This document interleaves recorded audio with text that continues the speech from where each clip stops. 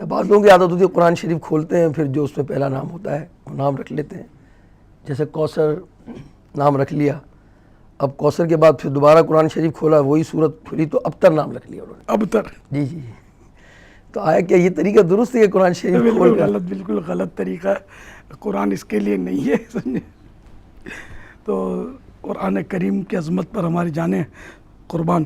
یہ ابتر تو ہے نا کہ بہت برا, بدترین, جس کی نسل ہی نہ چلے آگے, کٹی ہوئی نسل جس کی, ابتر. تو اور پتہ نہیں کیا کیا نام رکھتے ہیں, غلط سلط الفاظ. ان کو حمان نظر آ جائے گا نا,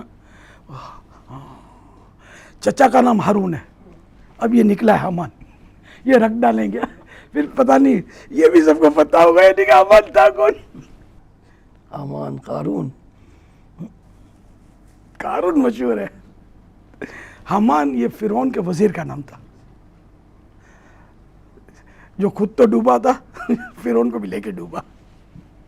کہ بعض اوقات یہ نا کہ اصل آدمی جو ہوتا ہے نا اس میں اگر شر کم بھی ہوتا ہے نا تو اس کا ایڈی کانگ جو ہوتا ہے یہ اس کو لے ڈوبتا ہے. تو یہ حمان صحیح آدمی نہیں تھا, اس کا وزیر تھا.